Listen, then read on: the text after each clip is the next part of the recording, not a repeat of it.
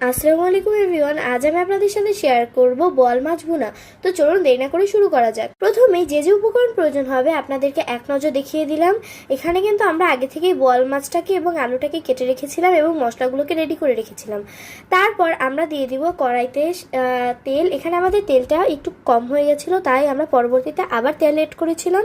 তারপর তেলটা একটু গরম হয়ে যাওয়ার পরে আমরা এখানে দিয়ে দিব কুচি করা পেঁয়াজ। এখানে 2 থেকে 3টি মাঝারি সাইজের পেঁয়াজ কুচি করা রয়েছে।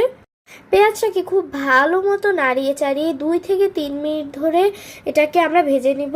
2 থেকে 3 মিনিট ধরে যখন এটা হালকা বাদামি রং ধারণ করবে তখনই আমরা দিয়ে দিব আগে থেকে তৈরি করে রাখা সরিষা বাটা, দিয়ে দিব পেঁয়াজ রসুন বাটা, দিয়ে দিব জিরে বাটা এবং আদা বাটা। তারপর দিয়ে দিব হলুদের গুঁড়ো, দিয়ে দিব লবণ স্বাদ মতো এবং মরিচের গুঁড়ো।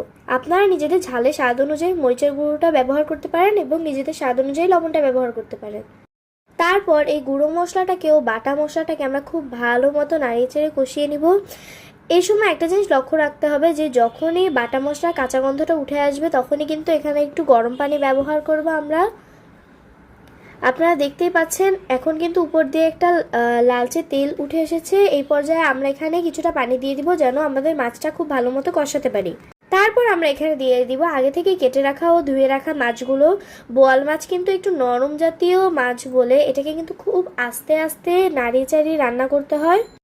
আপনারা দেখতেই পাচ্ছেন আমরা কিন্তু খুব আস্তে আস্তে এটাকে নাড়িয়ে চাড়িয়ে রান্না করছিলাম এবং এমনভাবে এটাকে নাড়াচ্ছিলাম যেন প্রত্যেকটি মাছের গায়ে আমাদের কষানো মশলাটা লাগে। 2 থেকে 3 মিনিট এভাবে কষানোর পরে আমরা এখানে দিয়ে দিব আগে থেকে কেটে রাখা ও ধুয়ে রাখা আলু। এখানে কিন্তু আমরা আলুটাকে একটু লম্বাটে করে কেটেছি। এখানে 2 থেকে 3টার মতো আলু কাটা রয়েছে। তারপর আমরা এখানে দিয়ে দিব কয়েকটি কাঁচামরিচ। এখানে আমরা 4 থেকে 5টা কাঁচামরিচ ব্যবহার করেছি। তারপর খুব ভালো মতো আমরা এই সম্পূর্ণ জিনিসটাকে কষিয়ে নিব। এমনভাবে কষাবো যেন প্রত্যেকটা আলুর গায়ে আমাদের মশলাটি লাগে এবং এই আলু ও মাছটাকে সিদ্ধ করার জন্য পরবর্তীতে কিন্তু আমরা সামান্য পানিও ব্যবহার করব।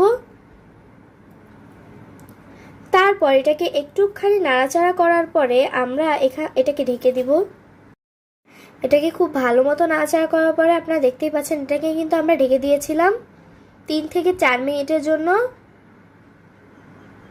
3 থেকে 4 মিনিট পরে আমরা এটাকে আবার তুলে এটাকে সামান্য নাড়াচাড়া করে আবার ঢেকে দিয়েছিলাম। ততক্ষণ পর্যন্ত এটাকে ঢেকে রাখবো যতক্ষণ না পর্যন্ত ঝোলটা শুকিয়ে আসে। আপনারা দেখতেই পাচ্ছেন আমাদের ঝোলটা কিন্তু একদম শুকিয়ে এসছে। এই পর্যায়ে কিন্তু আমাদের এই রান্নাটি একদম তৈরি হয়ে গেছে। দেখলেন তো খুব সহজেই তৈরি করে ফেললাম বোয়াল মাছের এই রেসিপিটি। তো ভিডিওটি ভালো লাগলে লাইক দিন, কমেন্ট করুন এবং সাবস্ক্রাইব করতে ভুলবেন না। দেখা হবে নতুন কোনো ভিডিওতে। সবাইকে জানাই আল্লাহ হাফেজ।